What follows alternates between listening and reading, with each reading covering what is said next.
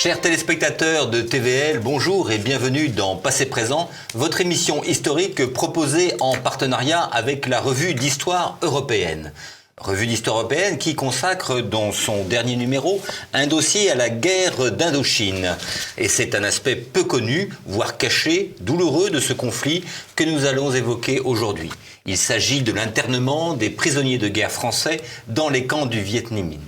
Internement qui s'apparentait à un véritable enfer, avec un taux de mortalité effrayant, ainsi que le montrent les nombreux témoignages de rescapés et les études consacrées à ce sujet. Études souvent passées sous silence principalement dû à la mauvaise conscience de nos bonnes consciences occidentales, pour qui un peuple luttant contre la puissance coloniale ne pouvait être que vertueux.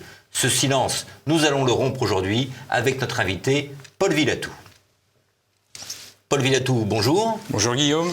Vous êtes docteur en histoire contemporaine, auteur prolifique. Vous avez écrit ou collaboré à une trentaine d'ouvrages, sans compter les publications, les études, les articles qui se comptent par centaines, sur principalement l'histoire militaire, la propagande de guerre ou encore l'actualité de la défense. Vous exercez également les fonctions de conseiller éditorial pour le magazine Action, c'est un magazine sur le tir sportif, ouais. Et pour la Gazette des Armes, vieux magazine consacré aux armes. Aux armes anciennes. Et j'en termine là. Vous avez récemment publié avec Marc Bruschi aux éditions Memorabilia un bel ouvrage, Parachutiste en Algérie, la guerre en couleur, dont vous étiez d'ailleurs venu nous parler ici même il y a quelques mois. Et je signale à nos téléspectateurs sur le même sujet l'apparition du hors-série numéro 4 de la Revue d'Histoire Européenne, Parachutiste en Algérie, les Bijarboy, les grandes figures, les traditions para, etc. Ça reprend grosso modo le livre avec des photos supplémentaires. Voilà, une version un peu simplifiée, mais avec des nouvelles photos. Tout à fait. En revanche, des très belles photos couleurs, souvent inédites. Alors, je vous ai demandé de venir aujourd'hui nous parler du sujet que je viens d'évoquer, l'internement des prisonniers français dans les camps Viet Minh, car vous avez signé dans le dernier RHE, dans le dossier sur l'Indochine, l'article consacré aux prisonniers. Alors, la guerre d'Indochine a connu plusieurs phases. Une guérilla d'abord très asymétrique, à laquelle l'armée française a dû s'adapter, et une guerre plus conventionnelle qui atteint son paroxysme avec Dien Bien Phu. D'où ma première question, au tout début de la guerre, voire même août 45, avec le parachutage des Jetberg. Est-ce que le Viet Minh, qui est soutenu par les Américains, on le voit dans le dossier, commence à faire des prisonniers ? Alors, à l'origine, il faut bien comprendre que le Viet Minh, c'est une petite formation de guérilla, donc qui compte moins de 100 000 hommes. Et qui dit guerre de guérilla, dit évidemment coup de main, embuscade, etc. Mais dit également quasi-impossibilité de gérer des prisonniers, parce que s'encombrer de prisonniers, au fond, c'est s'encombrer d'une charge. Alors, en effet, il y a eu des prisonniers, en fait, dès l'été 1945, il y a eu des prisonniers, mais des prisonniers essentiellement civils, des planteurs, des gens appartenant à des catholiques, mais également quelques militaires, notamment lors de ces fameux coups de main. Mais ça représente quelques centaines d'individus, et en général, ces individus malheureusement ont été soit torturés pour des motifs de renseignement, et en général n'ont pas survécu au rythme. Parce qu'il faut quand même se replacer dans le contexte de la guerre telle qu'elle débute, d'ailleurs telle qu'elle n'a pas encore formellement débuté. C'est quand même une armée de guérilla, et survivre quand on est prisonnier, quand on est civil, au rythme d'une troupe de guérilla, c'est quasiment peine perdue. Ils les emmenaient avec eux avec des marches forcées. Exactement. Et puis, voilà. Donc, c'est quelque chose de relativement anecdotique. Anecdotique, mais alors vous nous expliquez quand même qu'ils pouvaient être aussi détenus, enfin plus ou moins détenus dans les villages qui étaient... Tout à fait. Dans des villages... En fait, il y a un double problème. Il y a le fait qu'il s'agit d'une troupe de guérilla, donc de petite ampleur, enfin de moyenne ampleur, qui ne peut pas se permettre d'avoir une charge. Et d'autre part, il faut bien comprendre qu'il n'y a pas encore de région, entre guillemets, libérée. C'est-à-dire qu'il n'y a pas de zone véritablement Viet Minh. Hein. Donc, en fait, il y a des villages qui sont pris en main par des commissaires politiques, etc. Et donc, à l'intérieur de ces villages, on peut placer des prisonniers voilà, qui vivent chez l'habitant. Bon, mais sinon, le principe, en général, c'est pas de prisonniers, c'est beaucoup plus sympa. Alors, au fur et à mesure de l'évolution du conflit, les choses changent. Et le moment de bascule, c'est la défaite, le désastre de Cao Bang. Et là, le Viet Minh fait... Alors, il y a un double processus. Le premier processus, c'est que... à l'origine, c'est une guerre de guérilla. Donc, qui dit guerre de guérilla dit coup de main. Donc, ne dit pas force de grande ampleur et donc bataille au sens, pas bataille rangée, mais enfin au sens militaire du terme. Donc, par définition, il ne peut pas y avoir beaucoup de prisonniers. Bon. Le deuxième aspect, alors vous parlez de 1950, du désastre de Cao Bang, donc c'est septembre-octobre 1950. Mais peut-être qu'il faut revenir peut-être un an plus tôt. Allez-y. En revenant un an plus tôt, alors il faut comprendre que la guerre d'Indochine va changer de nature profondément en 1949. Pourquoi 1949 ? D'abord parce que, alors sur un plan plus international, c'est vraiment la phase recrudescente de la guerre froide. Donc le conflit en fait de guerre néocoloniale s'apparente davantage à un conflit Est-Ouest. Hein. Alors d'abord dans l'esprit des Français qui vont donner une sorte d'indépendance aux États, au Vietnam, au Laos, au Cambodge, qui vont être les États associés au sein d'une grande idée qui s'appelait l'Union française. Oui. Et deuxième chose, la victoire des communistes en Chine, qui évidemment va faire basculer le conflit, parce que la Chine va devenir à la fois une zone refuge pour former de nouveaux combattants, et deuxième chose, l'accroissement de matériel donc, qui va être fourni au Viet Minh. Alors, du côté soviétique, c'est vrai, ça avait déjà commencé, mais notamment du côté chinois, ça va transformer totalement le conflit. Ouais. Et surtout, le Viet Minh va devenir une véritable armée, beaucoup plus organisée, beaucoup plus professionnelle. Donc là, on bascule dans une guerre un peu plus conventionnelle. À partir de ce moment-là, à partir du moment où la Chine devient zone refuge, évidemment, toute la région qui est à la frontière entre le Vietnam, donc le Tonkin, ce qu'on appelle le Tonkin, qui fait partie des 3 Qui du Vietnam. Donc la frontière entre le Tonkin et la Chine devient évidemment une zone qui grosso modo, passe plus ou moins du côté Viet Minh. Oui. Et donc, la nécessité pour les Français d'évacuer les principaux postes situés sur la frontière. Et il y a ce fameux désastre de Cao Bang, parce qu'en fait, les troupes françaises, le commandement français va trop attendre pour évacuer. Bon.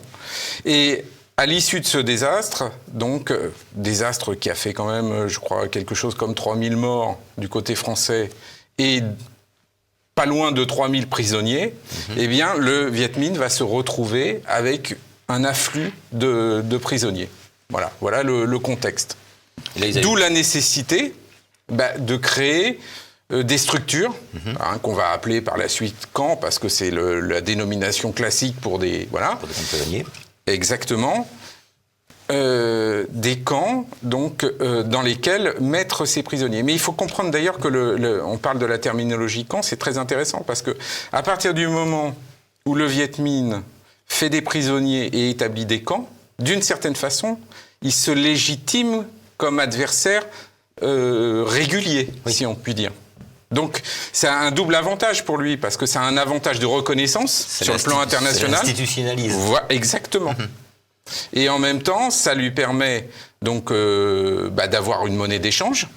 Le prisonnier devient une monnaie d'échange. Et troisième chose, le prisonnier, évidemment, alors ça peut être aussi un instrument de propagande, on le verra peut-être plus tard. Et puis surtout, c'est un afflux de renseignements, parce qu'à travers l'interrogatoire de prisonniers, on recueille du renseignement. Alors, ces camps se mettent en place. Est-ce qu'on sait à peu près combien il y en avait Je vous ai dit, alors il y a Kaobang, c'est... Non, mais 2 camps, pas de prisonniers, 2 camps. Alors 2 camps, c'est très difficile. Il y a le camp numéro 1, le camp numéro 113 ou 130, je sais plus. Oui, mais après ils sont rebaptisés. Voilà, en fait, on estime qu'il y a eu à peu près 130 camps sur toute l'Indochine, sachant qu'il y a eu des camps Viet Minh qui étaient au Laos.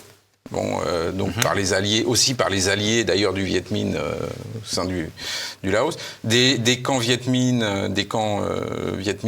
au Cambodge et même certains en Chine, aux frontières de Chine, etc. Voilà. Alors il ressemblait à quoi ces camps? C'était sommaire? Très très variable. Grosse organisation. Est-ce que le Viet Minh avait une organisation centralisée pour gérer les camps? Alors il faut savoir que on parle de Kaobang, on dit voilà, Kaobang c'est le tournant. Certes c'est le tournant, mais la mise en place d'un système de camps ne s'est pas faite du jour au lendemain. C'est-à-dire il n'y a pas eu octobre 50, on établit 130 camps évidemment. Donc d'autant qu'il y a eu ensuite tout au long de l'année 1951, il y a eu un certain nombre de combats qui ont aussi entraîné leur lot de prisonniers, notamment Ho Ha Binh ensuite Donc ce système s'est mis en place et il n'y a pas, si vous voulez, à l'origine, il n'y a pas de camp, de structure prédéfinie, etc. sur le papier. Donc c'était d'une variation extraordinaire. Ça pouvait être des villages dans lesquels il y avait plus ou moins un camp de prisonniers. Et ça pouvait être le camp tel qu'on l'imagine si vous voulez, dans l'imaginaire populaire, parce que, tout simplement, on y reviendra, mais les rescapés ont fait des dessins, il y a des dessins qui sont connus de camps. Alors, en général, le camp type, c'est vraiment la pagode, la pagode de bambou, qui a été réalisée, en général, les pagodes sont réalisées par les prisonniers eux-mêmes. Et évidemment, c'est pas le camp tel qu'on l'imagine, l'Oflag de la Seconde Guerre mondiale. Il y a évidemment quelques sentinelles, mais il n'y a pas de mirador, pas de barbelés. Alors pourquoi ? C'est la jungle qui fait... Voilà, il y a la jungle. Et puis, il y a la population autour, parce que elles sont... le camp, en général, n'est pas isolé de villages. Or, la population... Le camp est installé en zone Viet Minh, donc la population, évidemment, est complice. A priori acquise. Voilà, exactement. Et alors, quelles sont les conditions sont très dures. En gros, est-ce que les prisonniers sont employés à travailler ou pas du tout? Ils restent à ne rien faire toute la journée? Quelles sont les conditions de vie typiques? Alors d'abord, elles sont difficiles par la nature même de l'environnement. C'est-à-dire, si vous voulez, on a longtemps dit c'est extrêmement dur, mais les conditions de vie, évidemment, du soldat Viet Minh étaient très difficiles. Ça, c'est une certitude. Donc, il y a 2 choses qui sont importantes. C'est qu'il y a le fait que, en général, les prisonniers sont l'objet de translations régulières. C'est-à-dire qu'on parcourt des kilomètres, etc. Donc ça accroît la difficulté, avec en plus des difficultés pour se mouvoir, parce que les chaussures finissent par lâcher. Il y a les conditions climatiques qui sont extrêmement difficiles. Bon. Ensuite, il y a les conditions climatiques, il y a les conditions de vie qui sont pas en général favorables. Alors, encore une fois, ça peut être très variable. C'est-à-dire que, par exemple, alors peut-être qu'on y reviendra, mais on peut en parler tout de suite. Le Viet Minh avait fait une séparation entre les camps donc d'officiers. C'était ma question suivante. Voilà, donc il y avait les camps d'officiers où en général on mettait aussi les sous-officiers du type adjudant-chef. Et puis les camps qui étaient dévolus aux sous-officiers hommes de troupe. Oui. Donc, pour ne parler que des premiers, donc des camps d'officiers, il faut comprendre que les camps d'officiers, en général, les médecins, par exemple, de régiment ou de bataillon, le médecin militaire est un officier. Donc, les médecins militaires se retrouvent quasi systématiquement dans des camps d'officiers. Ce qui peut expliquer que dans les camps d'officiers, ça on y reviendra aussi, mais la mortalité puisse être moins forte, parce que les médecins, évidemment, prodiguent des soins. Oui. Ce qui n'est pas le cas chez les hommes de troupe. Bon. Ensuite, il y a un autre aspect dont je n'ai pas parlé, mais qui peut être important, c'est que 1950, c'est à la fois une rupture pour le Viet Minh dans sa conception de la guerre, mais c'est aussi une rupture pour les troupes françaises, parce que donc il y a le fait qu'on crée, enfin qu'on donne leur indépendance à des États associés au sein de l'Union française, mais il y a aussi le fait qu'il y a ce qu'on a appelé le jaunissement des troupes françaises. Donc il y a de moins en moins d'Européens au sein du corps expéditionnaire français. De plus en plus de Vietnamiens. De plus en plus de Vietnamiens. Et parallèlement, comme il faut encadrer ces troupes-là, il y a de plus en plus de cadres parmi les Européens et de moins en moins d'hommes de troupes parmi les Européens. Donc, en fait, il y a des distinctions qui sont faites à la fois en fonction du fait d'être officier ou non. Oui. Et puis aussi, il y a des distinctions au sein même des camps entre donc, les troupes européennes, donc ça peut être les troupes européennes principalement françaises, les légionnaires, les troupes nord-africaines, les troupes subsahariennes et les troupes autochtones. Donc là, il y a vraiment des différences de traitement entre tous ces gens. Voilà, il y a des différences de traitement. J'imagine que les troupes africaines, subsahariennes, on va essayer de les convaincre. Alors, on y reviendra aussi, mais ça fait partie de tout un processus. C'est-à-dire que, par exemple, il peut arriver que dans certains camps, les troupes nord-africaines ou subsahariennes soient mieux nourries ou soient mieux traitées que les autres. Pourquoi ? Considérées comme victimes. Voilà, pour essayer en fait de susciter, une adhésion. Une adhésion, mais aussi d'essayer de susciter le colonialisme et la douleur du colonialisme chez eux. Une intersectionnalité des luttes. Exactement. Mais qui va être importante d'ailleurs, puisqu'ensuite on va passer à la guerre d'Algérie et tout ça va avoir... Donc il y a eu un distinguo qui est fait. Alors évidemment, dans les camps d'officiers, il y a moins de Nord-Africains ou de Subsahariens que dans les camps d'hommes de troupes. Voilà. Donc tout ça, c'est si vous voulez, il y a des secteurs, il y a des différenciations qui sont faites entre eux. Et les troupes autochtones, j'imagine qu'elles sont traitées d'une manière assez expéditive ou pas du tout ? Mais en fait, on y reviendra, mais c'est le grand problème des troupes autochtones. Les troupes autochtones, on a longtemps dit...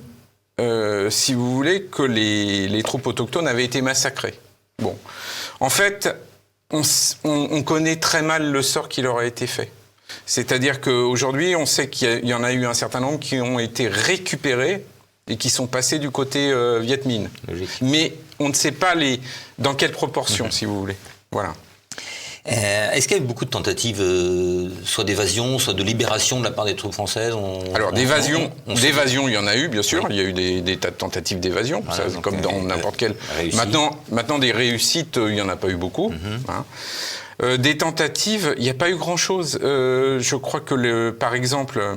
Alors, le Viet Minh ne reconnaissait pas la Croix-Rouge, donc le Comité international de la Croix-Rouge, puisqu'il ne reconnaissait pas... alors, ça a été en fait relativement compliqué. Il ne reconnaissait pas le statut du prisonnier tel qu'il a été défini par les conventions de Genève 1929-1949. Bon. Mais ça n'empêche que le Viet Minh avait une volonté de promouvoir son action à l'extérieur. Et dans cette volonté de promouvoir son action à l'extérieur, il y avait aussi la volonté de montrer un visage relativement humain, pacifique, enfin, etc. Donc, il y avait ces deux éléments-là. Alors, on verra peut-être que l'élément humain, c'est pas tellement sur le côté conditions de vie, puisqu'ils ont refusé en fait les inspections systématiquement, mais plus du côté de la propagande. Alors, on va y venir. Donc l'importance de la propagande, de la rééducation politique, est-ce que c'est vraiment une réalité ? Alors je finis simplement. C'est pour vous dire que donc il y a eu par exemple des transmissions de colis ou de courriers, mais ça a été relativement négligeable. D'accord. Voilà. Donc ma question sur l'importance de la propagande, mythe, réalité, on imagine... alors vous, dans l'article, il y a des photos que nous mettrons en incrustation, on voit effectivement des soldats assis sur des bancs sous une tente, on voit pas l'orateur, mais il y a quoi ? Il y a vraiment des cours de politique, de la rééducation ? Alors, en réalité... c'est pas quelque chose qui s'est fait immédiatement non plus. On estime que c'est à partir de 1952 qu'il y a eu une volonté, notamment dans les camps d'officiers. Hein. Ça touche plus les officiers, ça? Tout à fait. Ah oui. Ça touche beaucoup plus les officiers parce que c'est une courroie de transmission vers le commandement français. Donc c'est plus... Voilà. Après, ça ne veut pas dire qu'il n'y avait pas aussi des séances dans les... Mais en fait, on aurait pu imaginer les hommes de troupes plus perméables. Si vous non, voulez. En fait, si on fait des généralités, mais évidemment, il y a toujours des différences, dans les généralités, les officiers sont moins maltraités d'un point de vue physique que les hommes de troupes, mais sont plus... Comment dire ? Sont plus sujets à des séances de propagande que les camps de troupes. Comment se déroulent ces séances de propagande? C'est un vrai lavage de cerveau ou... Alors, il y a différentes choses. D'abord, on a parlé des conditions de vie, mais on n'a pas parlé quand même des conditions de traitement, parce qu'il y a un certain nombre de... Il faut savoir qu'avant l'entrée sur la scène internationale du Viet Minh, il y a eu quand même l'occupation japonaise. Bon, et il y a un certain nombre de pratiques de l'armée japonaise qui ont été reprises dans les camps Viet Minh, notamment des tortures. Vous citez quelques cas de torture. Voilà, la cage, le parc à buffle. Le parc à buffle, qu'est-ce que c'est? Le parc à buffle, c'est le fait de vous enfermer avec un buffle et d'avoir tous les désagréments qui vont avec, parce que c'est un vrai cloaque avec des... Et donc j'imagine que n'importe quelle plaie... Exactement. Bon. Donc il y a ça, il y a la torture. Donc il y a une torture physique. Mais quel est le but de cette torture? Alors le but, c'est... En fait, il y a deux choses. C'est la carotte et le bâton. C'est-à-dire d'un côté, il y a la volonté donc, du Viet Minh de trouver une reconnaissance sur un plan international. Donc à travers ça, c'est de dire, voilà, le combat du Viet Minh est juste, et les prisonniers peuvent devenir les meilleurs relais pour justifier de la justesse de ce combat. Bon. Donc, on va en faire des relais de propagande, et il va falloir qu'ils acceptent un certain nombre de choses, c'est-à-dire d'abord d'admettre que le combat du Viet Minh est juste, donc eux-mêmes se sont trompés. Donc il y a une forme d'autocritique. Et puis, deuxième chose, si on refuse ce type de contrat, c'est là que va intervenir la torture physique, voilà. Donc, c'est un processus... Alors, ensuite, il y a un certain nombre d'officiers français qui vont avoir à cœur de modéliser tout ce système d'endoctrinement. Mais alors il va y avoir un certain nombre d'officiers qui vont décrire le schéma en 3 phases, en 4 phases, en 5 phases, etc. Mais tout ça pour dire que on a parlé de lavage de cerveau. C'est difficile de donner une... Concrètement, ces séances de rééducation... concrètement, c'est des choses qui...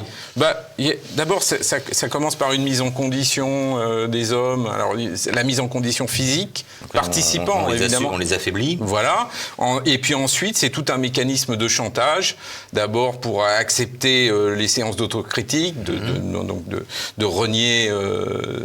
de renier leur action, de promouvoir, le syndrome de Stockholm. Et puis ensuite, évidemment, va venir la séance de signature de manifestes. Ces manifestes étant ensuite transmis dans la presse, étant relayés par la presse internationale soviétique, communiste, chinoise, etc. Et puis, à l'issue, il y a la perspective, évidemment, pour les prisonniers, d'une libération, puisque c'est ça, au fond, on leur propose un marché, vous suivez l'ensemble du processus, et à l'issue, il y a la perspective possible d'une libération. Enfin, c'est quand même un jeu de dupes. Il devait bien s'imaginer, le Viet Minh n'était pas complètement idiot, que la plupart des officiers devaient... Sauf que c'est un jeu de dupes, mais un jeu de dupes qui est parfaitement mis en scène, parce que si vous voulez, il y a d'une part, il y a un processus de délation qui est encouragé au sein. Donc le but, c'est de scinder évidemment le groupe pour éviter qu'il y ait une fraternité qui se crée, une cohésion, etc. C'est quand même très habilement fait. Il peut y avoir tout de suite c'est la possibilité de manger un petit peu mieux pour avoir fait une action qui apparaissait anodine sur un point. Donc quand on a extrêmement faim, évidemment, on se dit bah tiens, si j'en fais un petit peu plus, peut-être que je vais avoir un régime alimentaire qui va progresser, enfin, etc. C'est tout un ensemble, tout un processus qui s'est mis en place. De façon à les casser psychologiquement. Voilà, mais qui est habilement fait. C'est pas quelque chose, si vous voulez, qui est fait de façon grotesque ou grossière. Toutes ces techniques, elles viennent d'où? Elles sont enseignées au Viet Minh? Ils les ont apprises où? En URSS? Moi, je me souviens d'un livre d'un révérend père qui avait fait un livre à l'époque qui s'appelait L'étoile et la croix, qui parlait d'un processus à peu près analogue qui existait en Chine, qui avait touché les communautés catholiques chinoises. Et en fait, je pense qu'il y a une grosse part chinoise, d'apprentissage des techniques chinoises qui a été mise au point. Une méthode très asiatique. Exactement. Et donc à la suite de tous ces mauvais traitements, alors oui, un petit point que je voudrais aborder, c'est dans le cas donc de ces rééducateurs politiques, on trouve, et il n'y en a pas beaucoup, il faut bien le dire, quelques Français qu'on peut appeler les collabos du Viet Minh, le plus connu étant... oui, on les a longtemps appelés les soldats blancs d'Ho Chi Minh. Voilà. Donc, et le plus connu d'entre eux étant Boudarel, parce que l'affaire Boudarel est ressortie dans les années 90, je crois. C'est ça. Boudarel était le seul? Racontez à nos téléspectateurs exactement le parcours type de ce genre de bonhomme. Alors... Je crois que c'est quand même un cas très particulier. Donc c'est quelqu'un qui était enseignant. En Indochine ? Alors, qui a été enseignant, qui était membre du Parti communiste français, qui ensuite est parti enseigner en Indochine. Et puis ensuite, il est passé du côté Viet Minh. Et il est devenu, petit à petit, il est devenu instructeur politique dans un camp qui s'appelait le camp 113. Donc voilà, il se trouve qu'il a ensuite son parcours a suivi un certain nombre de méandres. Il a été, une fois qu'il a terminé son parcours au Vietnam, il a continué après la fin de la guerre d'Indochine, il est passé en Tchécoslovaquie. Et il a profité de la loi d'armistice de 66. D'amnistie, oui, qui a amnistié en fait les crimes, une partie des crimes coloniaux de tous les côtés. D'accord. Pour revenir en France, et puis ensuite il a été maître assistant, et il a fait une carrière. Il a fait une carrière universitaire parce qu'il a eu un certain nombre de gens qui l'ont aidé au sein de l'université, voilà. Mais son cas est isolé ou est-ce qu'on a d'autres exemples de... C'est un cas relativement isolé. Il se trouve qu'il a été démasqué lors d'un colloque à Paris en début des années 90 et que son affaire a fait grand bruit à l'époque, a fait même la une d'un certain nombre de magazines et puis tout est retombé un peu après puisqu'il a été en fait l'affaire a été classée en 97 et il est mort en 2003 voilà. D'accord. Alors donc après on en a fait si vous voulez. Je pense que Boudarel c'est pas du tout le but, c'est pas de le défendre ou de le. Non, mais on en a fait un tortionnaire Je pense que c'est pas tellement, c'était pas un tortionnaire au sens strict du terme. C'était quelqu'un c'était un traître, un traître. Voilà. Donc ces mauvais traitements, la rééducation politique, est-ce que au niveau du bilan humain, est-ce qu'on a des statistiques? Est-ce qu'on sait combien de prisonniers sont passés par ces camps? Combien ont survécu? Du côté, on va prendre les chiffres que l'on connaît, donc a priori les troupes européennes. Alors, en réalité, si vous voulez, les chiffres, c'est relativement compliqué. Parce que ça paraît simple. Alors, si on prend les chiffres de la Croix-Rouge, Comité international de la Croix-Rouge, il y a eu à peu près 37 000 prisonniers de l'Union française, donc ça veut dire globalement... Toutes troupes confondues. Voilà, dont à peu près 20 000 Vietnamiens, le reste se partageant entre Européens, légionnaires, Nord-Africains, subsahariens. Et une grosse majorité de Vietnamiens. Une grande majorité, 20 000, hein, à peu près 20 000. Donc le reste, 14, 15, 16 000 autres. Et alors au départ, on prenait les chiffres, si vous voulez, globaux, et on avait décidé de prendre les chiffres, évidemment, des libérations, puisque les libérations ont eu lieu, donc peu de... On va y venir, oui. Voilà. Et les libérations, donc après les accords de Genève, donc concernent à peu près 10 000, un peu plus de 10 000 prisonniers. Et on aboutissait évidemment à un taux de mortalité qui était effrayant, quoi.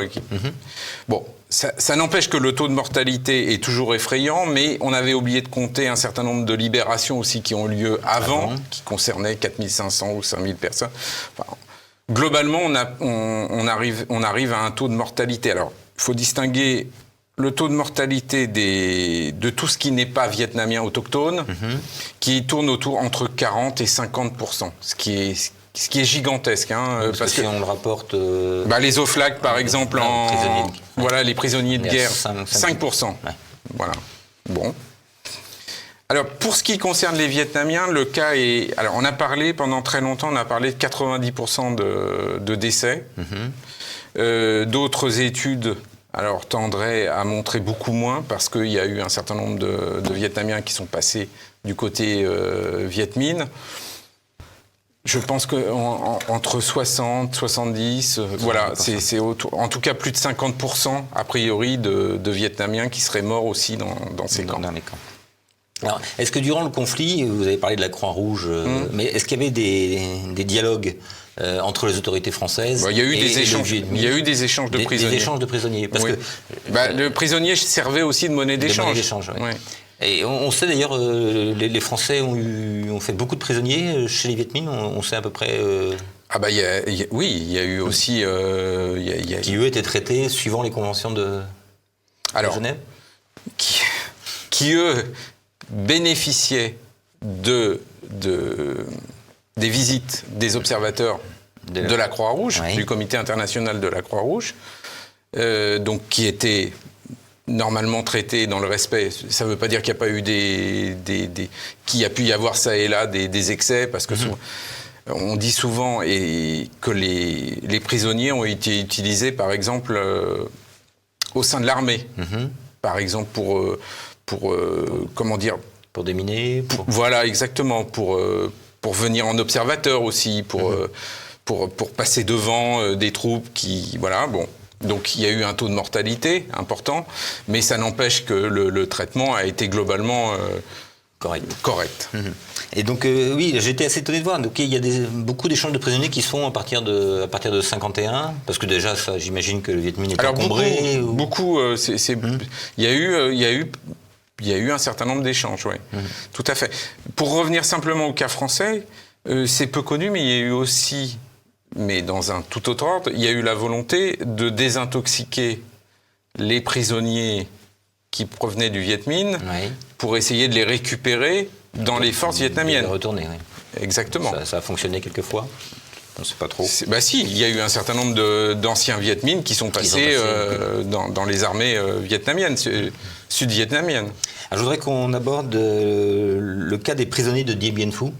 Là, il y a une grosse prise, et eux ont connu véritablement un enfer. Alors, ils ont connu un enfer surtout par le déplacement. Ils ont été contraints à un déplacement de près de 700 km pour rejoindre les camps.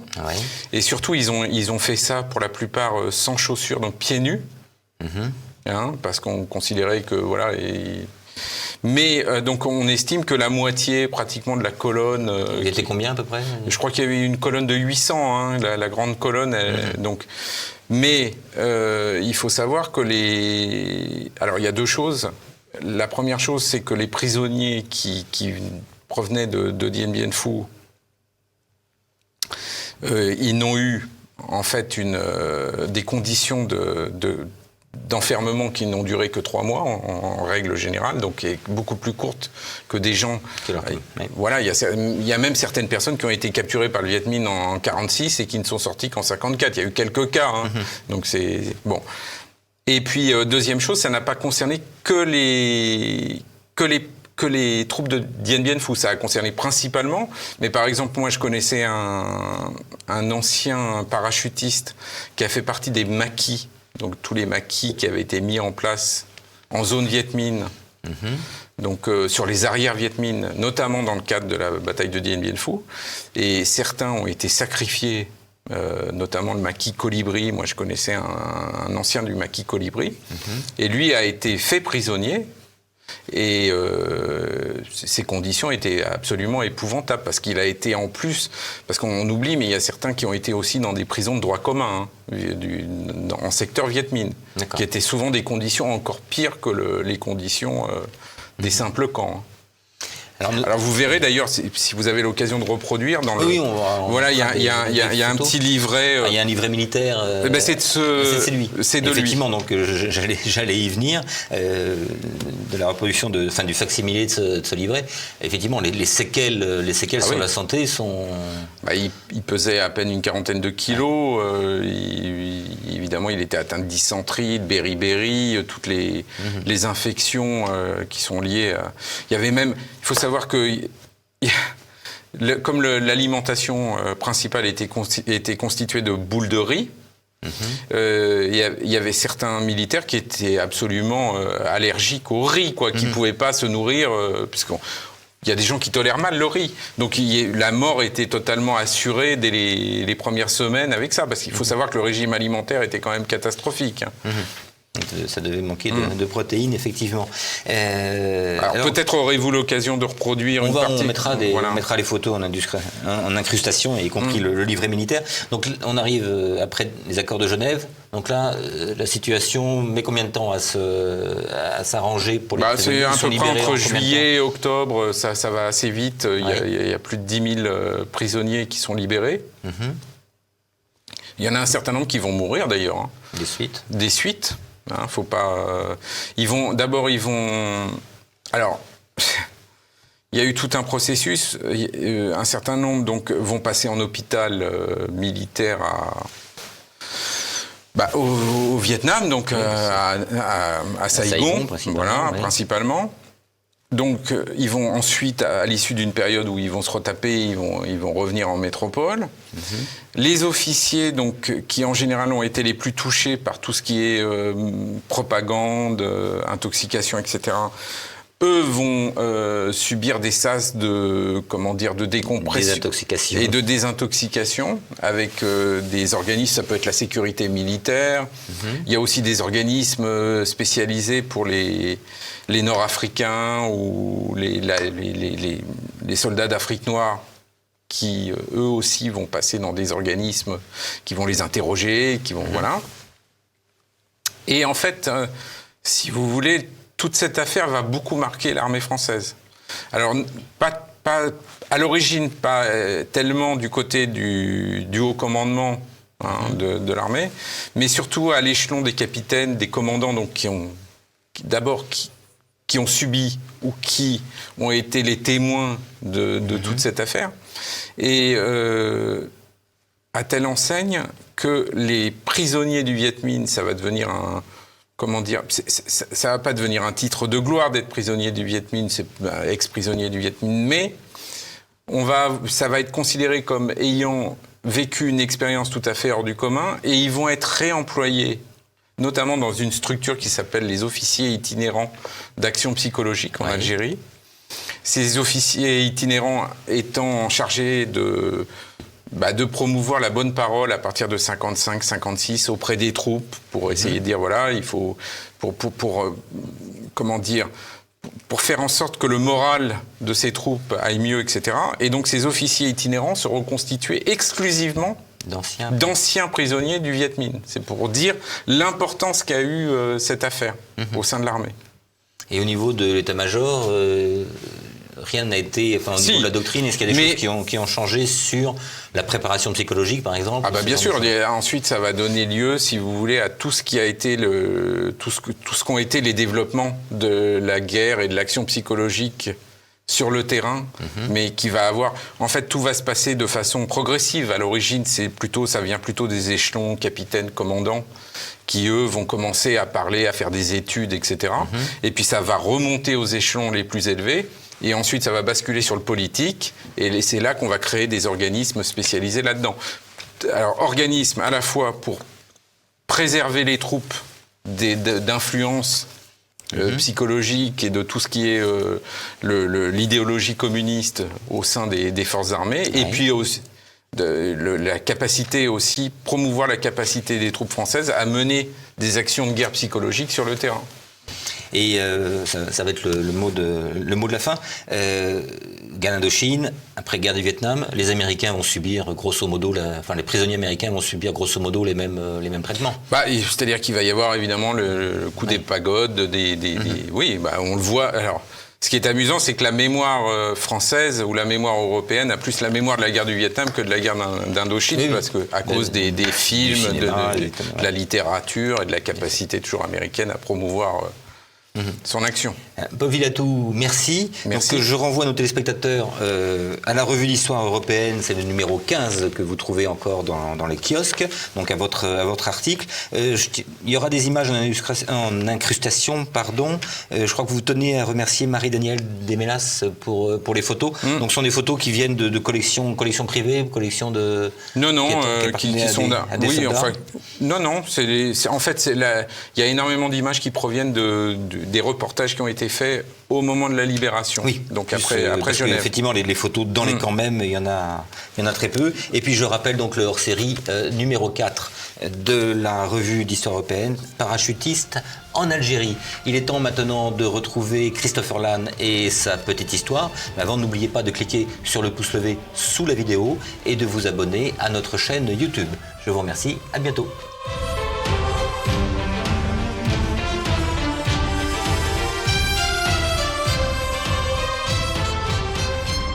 Dien Bien Phu, morne cuvette, pourrait-on dire. Car c'est dans cette cuvette, ou plutôt dans ce pot de chambre, comme dira un officier, que les troupes françaises vont affronter dans les régions montagneuses du Nord-Vietnam l'armée du Viet Minh. Avec à la clé des mois de souffrance et de résistance, héroïque certes, mais vaine, jusqu'au cessez-le-feu final qui marquera la fin de la présence française en Indochine.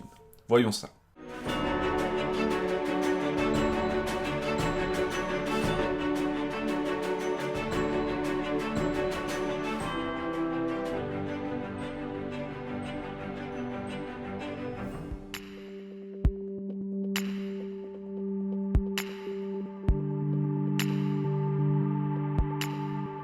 Alors un tout petit point de contexte, vous le savez, les Français ont été chassés du Vietnam en 1945 par les Japonais.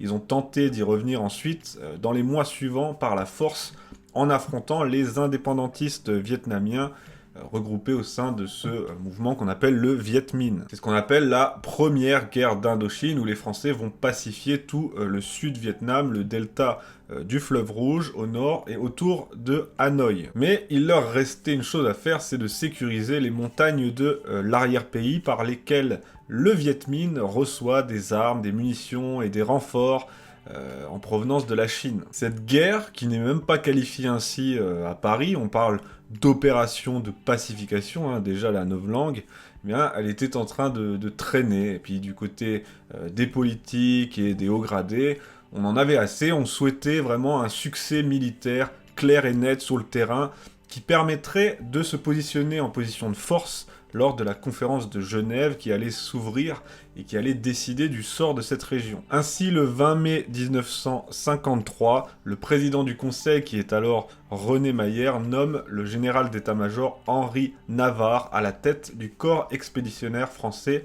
pour l'Indochine. Alors ça commence par quelques opérations réussies, ça permet de pacifier le delta, mais rapidement le général Navarre va décider d'attirer les troupes ennemies dans ce qu'il pense être un piège sur le terrain de son choix, en vue de les détruire toutes en un seul coup. Et pour cela, eh bien, il va choisir la cuvette de Dien Bien Phu, qui est située près de la frontière du Laos. Alors cette cuvette de 16 km de long sur 9 de large, on se demande où il a été la chercher et d'où lui vient cette idée, parce que même à l'époque, ça faisait pas l'unanimité, et d'ailleurs, un officier français dira « Mais c'est un pot de chambre, on va nous pisser de partout ». Alors voilà, bravo Henri Navarre, pour cette brillante idée. C'est génie. Le 20 novembre 1953, eh bien, les opérations commencent. 2 bataillons de parachutistes français sautent sur ce petit morceau de jungle et chassent le régiment du Viet Minh qui l'occupait. C'est là que la bataille de Dien Bien Phu commence. Sous les ordres du colonel de Castries, les Français vont commencer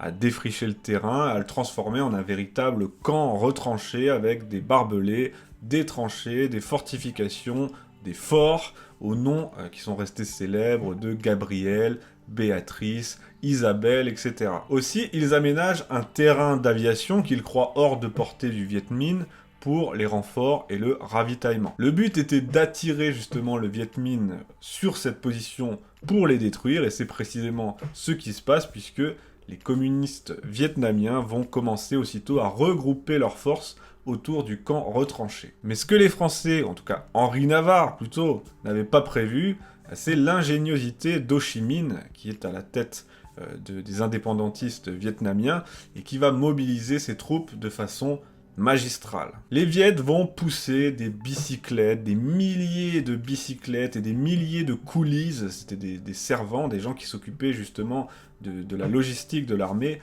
Des milliers de bicyclettes, de petites mains vont acheminer toute une artillerie lourde.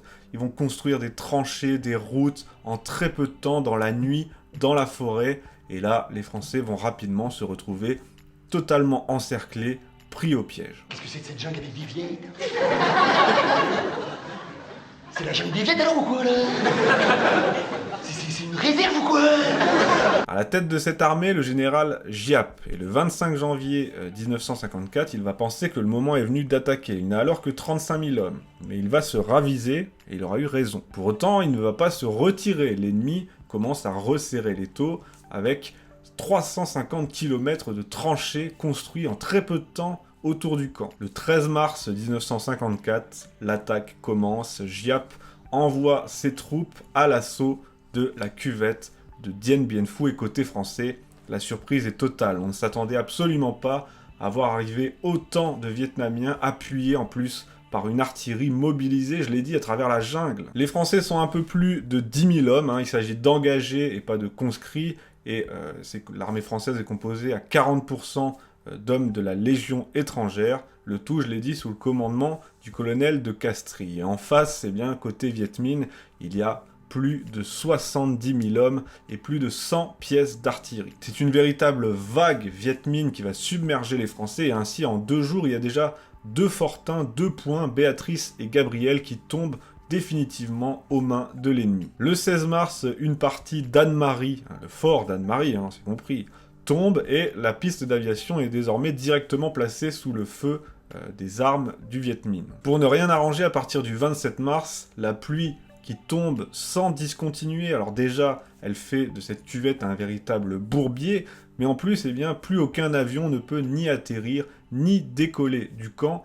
Les Français ne sont plus relevés, les hommes restent sur place, les blessés sont soignés sur place, et le ravitaillement devient très difficile. Et en face, eh bien, Giap peut compter sur plus de 70 000 combattants, des milliers et des milliers de coolies. Ces 70 000 combattants sont régulièrement relevés, et ces coolies, justement, ces petits auxiliaires, n'ont de cesse de construire des routes, d'apporter ravitaillement et matériel en permanence. Autant vous dire que le rapport de force devient très vite déséquilibré. Depuis les hauteurs, eh bien, le Viet Minh accroît progressivement la pression sur la garnison française, et les missions pour tenter de se désenclaver, de briser l'étau, sont toutes des échecs. Il y a quelques succès malgré tout, par exemple les 28 et 29 mars, les parachutistes et les légionnaires parviennent à détruire les batteries d'artillerie Viet Minh positionnées au fortin Anne-Marie, ce qui redonne l'espoir un peu à la garnison, mais cet espoir est de courte durée puisque les assauts du Viet Minh ne vont jamais s'arrêter. Ainsi, le 14 avril, le Viet Minh occupe tout le nord de la cuvette, et la pluie n'en finit plus de tomber, rendant la situation totalement invivable. Le 1er mai 1954, Giap lance l'assaut final, la conférence de Genève approche, l'assaut final est lancé, et après de rudes combats et la chute successive de tous les fortins français, eh bien le 7 mai à 17h30, le cessez-le-feu est prononcé. Ce fut vraiment une bataille éprouvante et une terrible défaite, 3000 morts et disparus dans le camp français, ainsi que 4000 blessés, 10 000 hommes, 10 000 Français, ceux qui restaient, sont faits prisonniers, et leur calvaire ne s'arrête pas ici. Ils vont subir un long calvaire à travers la jungle et dans les camps vietnamiens où ils seront humiliés de la pire des manières possibles, et sur ces 10 000 prisonniers, seuls 3 300 seront libérés, totalement épuisés, en septembre 1954. Côté Viet, évidemment, le bilan est plus lourd, entre 20 et 30 000 blessés et tués. Mais bon, la victoire leur revient, et puis des hommes, ils en avaient en quantité presque inépuisable, hein, vous savez comment c'est. Putain, mais qu'est-ce que c'est que cette jungle avec des vieilles? C'est le 13e alors, cette jungle ou quoi là? Quelques jours plus tard va donc s'ouvrir la conférence de Genève, et là la France n'est plus en position de force, elle va conduire cette conférence au partage du Vietnam entre deux gouvernements antagonistes, et au retrait des Français de cette région asiatique. Bon, c'est sûr, c'est beaucoup moins joyeux que l'épisode précédent de la petite histoire qui traitait d'Austerlitz, mais ça fait partie de notre histoire, et il faut bien en parler et rendre hommage aux hommes qui étaient sur place et qui ont vécu, croyez-moi, un véritable calvaire. Sans plus tarder, au nom de toutes les équipes de TVL, un formidable merci. Au moment où je vous parle, nous n'avons pas totalement bouclé notre budget, mais le plus dur est dorénavant derrière nous. Cependant, au cours de ce mois, nous avons pris toute une série de mesures visant à une plus stricte maîtrise des dépenses. Se serrer la ceinture sans toucher à l'essentiel, le développement des programmes de TV Liberté et la politique d'investissement dans cet outil devenu, et c'est un exemple parmi d'autres, une formidable école de journalisme professionnel en action. Ceci étant dit, votre mobilisation est remarquable. D'autant plus que la situation économique des Français se dégrade encore. Nous payons. Retraite, nous payons. Conflit en Ukraine, nous payons. Émeutes barbares, nous payons. J'arrête là la trop longue liste. Je profite aussi de ces remerciements pour répondre rapidement à une question qui revient souvent. Pourquoi faire ces appels aux dons qui peuvent lasser certains téléspectateurs et qui donnent aussi des sueurs froides aux journalistes et techniciens de TVL dans l'attente des résultats? La réponse, elle est toute simple. Le financement participatif est le gage de notre indépendance. Le don direct de nos téléspectateurs nous protège des banques et des lobbies, d'un propriétaire milliardaire qui fait pression sur les rédactions, on en connaît, de l'argent de l'État qui sert à sauvegarder les intérêts de l'extrême centre et imposer l'idéologie de l'extrême gauche, ces deux-là s'entendent comme larrons en foire. Nos campagnes de dons permettent aussi de proposer les programmes de TVL gratuitement et sans passer sous les fourches codines des annonceurs et de leur publicité woke.